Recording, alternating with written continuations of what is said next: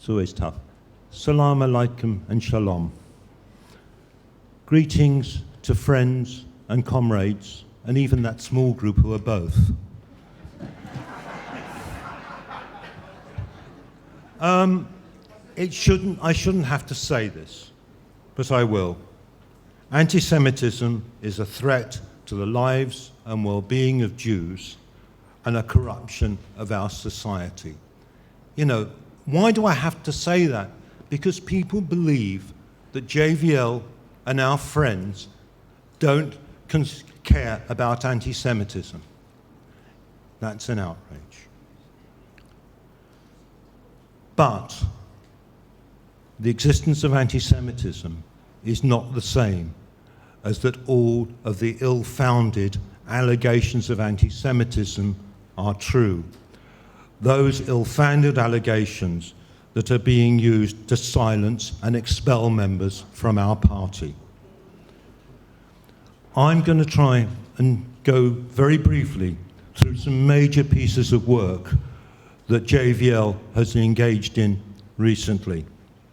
The response to the JLM dossier of so-called anti-Semitism actions, our book on the EHRC, why did the EHRC get it so wrong, our support for the labour activists for justice, claimants, and our 2 submissions to the EHRC and Forde. We have been busy. And I want to do a call out to our co-chair, Jenny Manson, for the heroic work and the heavy lifting she's done in putting all these together.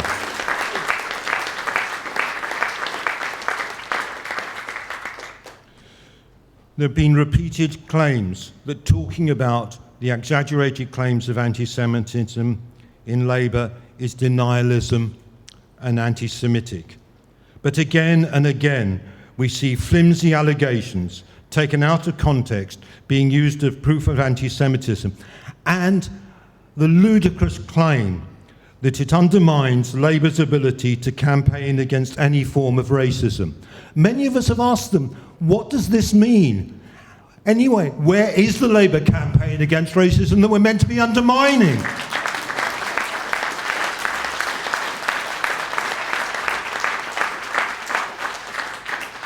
The most comprehensive series of allegations that we have seen were in the Jewish labour movement's closing submission to the EHRC.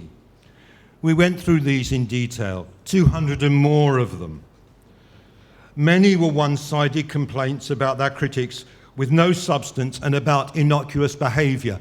It was an outrage, but the EHRC deigned to take this seriously, even though it was a tissue of exaggeration and falsehoods. But our systematic deconstruction of this wasn't heard. This is the case time and time again.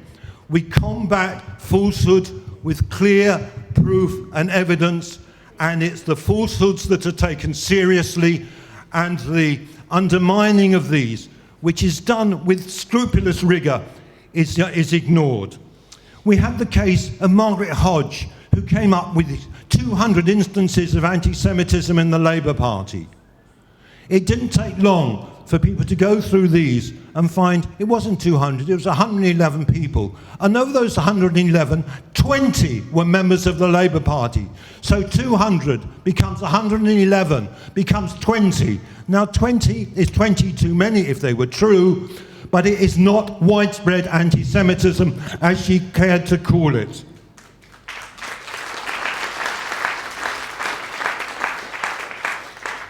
Now, our book on how the EHRC got it so wrong showed that the EHRC report, that report which is being used to embolden the witch hunters, showed little respect for evidence and less respect for the law.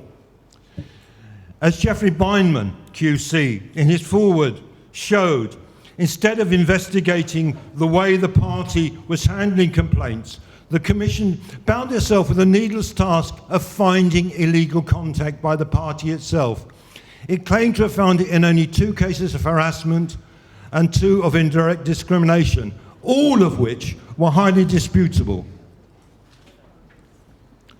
There was the allegation that Pam and Ken were agents of the party.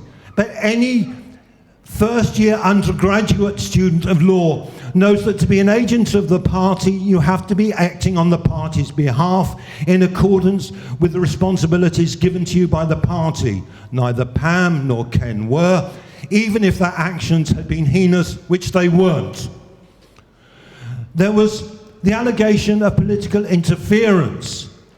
We're a political party. Politics happens. Get over it. And anyway, the political interference they found was that urged by Jeremy and the Lotto team to speed up the investigation of anti-Semitism, not to hinder it. The people who suffered were those who were being accused, not the accusers. So, and then was the issue of the lack of training. Well, of course we need training, but unfortunately, the EHRC overlooked the fact there was more training being done in the areas of anti-Semitism than any other area of racism harassment. They compared it with the training being given on sexual harassment, which we do need training on, but what they didn't notice was that training was all about procedural, how to handle cases, and nothing about understanding sexual harassment. There was training on anti-Semitism, but it wasn't the right training. It was only done by the leading academic institutions studying anti-Semitism in the country. How outrageous! And this is the basis on which our party is being required to obey the edicts of the EHRC, which is being used by Starmer and by Evans to run a tyrannical regime through our party that puts every one of us under threat for being socialists.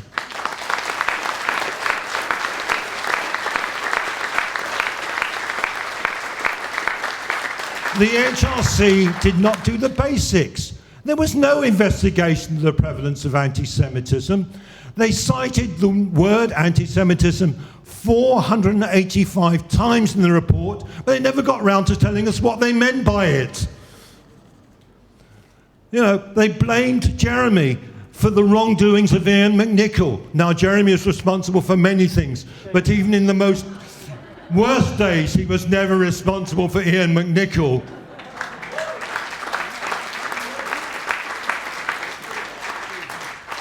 Then moving on, we played our part in supporting the 8 Labour activists for justice claimants about the outrageous behaviour of the Labour Party towards them.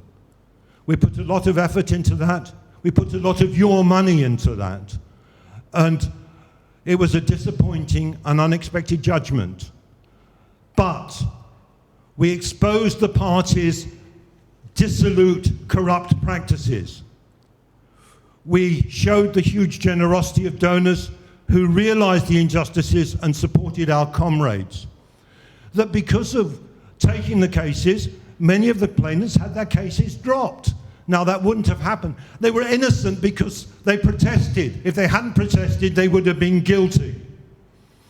The NEC Code of Conduct mysteriously came out from behind the curtain and was put into public view.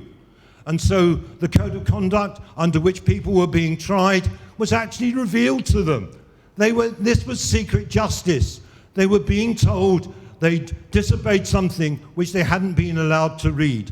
And the whole campaign that anyone who is accused is not allowed to speak about it is being seriously undermined. Most recently, we've made 2 submissions to the EHRC and to the Forde inquiry. What have they said? That in effect, Labour has aided and abetted efforts to define JVL members out of Britain's Jewish community. We're not allowed to be Jews according to them. We're something else. I don't know what we are. If I'm not a Jew, what am I? I'm a socialist, yes, but I'm also a Jewish socialist. And excluding us from any element of political power in the party. No action has been taken against those who have repeatedly disputed, maligned, and mocked the Jewishness of Jewish socialists.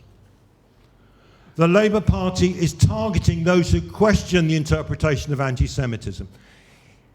Understanding racism is complex. Understanding anti-Semitism is possibly the most complex aspect of all. But if you care to say, let's look under the cover, let's try to understand this thing so we can combat it, then you are an anti-Semite. Trying to understand what you're trying to combat makes you an anti-Semite. Sorry, can someone explain this to me? I'm getting confused. We're accused of denialism. That to say that these accusations are ill-founded is to deny anti-Semitism. No, it's not. It's to say if you're to attack anti-Semitism, you have to be precise, you have to be laser-like, so you can actually get those offenders in your sights and deal with them as they need to be dealt with. They've been ignoring the complaints by socialist Jews. I've put in complaints to the Labour Party. Not one of them has ever been examined as far as I can tell. Complaints about myself personally and about JVL as an organisation. They've set up an advisory board at the EHRC's request, which is meant to be representative of the Jewish community, not of Jewish communities. And this is a way of saying that that JVL does not have a right to speak upon behalf of the Jews who trust us to speak on their behalf.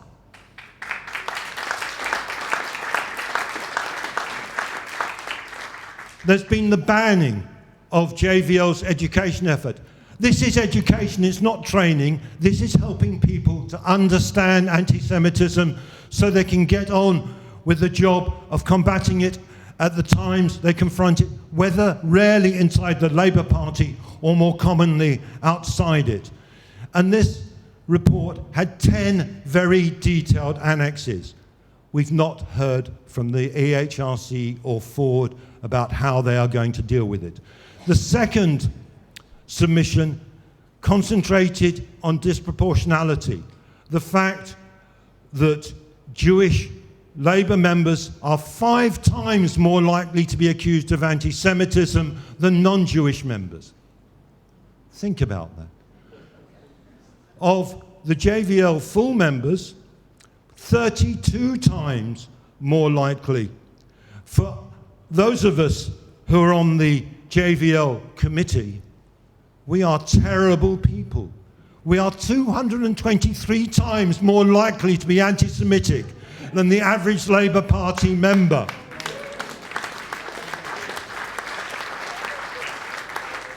I've always wanted to be 223 times better at something than everyone else, but I've never managed it before, and I haven't managed it this time. We've shown the failure of the duty of care, that the way the Labour Party has pursued people who are in caring responsibilities, who are ill, has harassed them, has not given them time to respond to these outrageous allegations, and has made them ill. We've detailed more on the effect of rejecting or ignoring the complaints made by JVL members of anti-Semitism and our experience of bullying and harassment. And the way that the action plan that the party is trying to get us to adopt has eliminated socialist Jews from its concerns. We've become, in what my latest article says, unpersons. Those people who Orwell described as not being worthy to be listened to be erased from the photographs, like Stalin took Trotsky out of the photographs celebrating the Russian Revolution. I'm not comparing myself to Trotsky. I'm not a Trotskyist. But he was a good Jewish lad. You in a minute. He was a good Jewish lad. Only the Zionist tradition of Judaism is recognized by the party. Bundism, that tradition, that strong Jewish tradition that says we make our lives here, making it better for us and better for everybody else.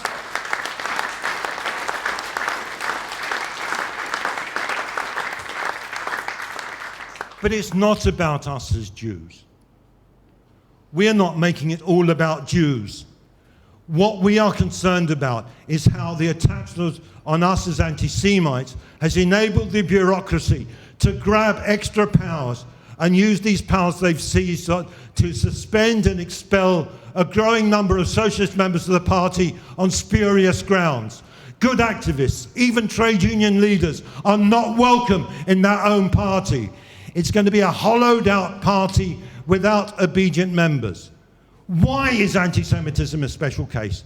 Our black and Asian comrades feel unprotected. Looking just at the leadership, Dawn Butler, Diane Abbott, Marsha de Conover, Asmana Begum, they've all been put through the ringers, and Starmer has not protected them. He's joined in the bully gang.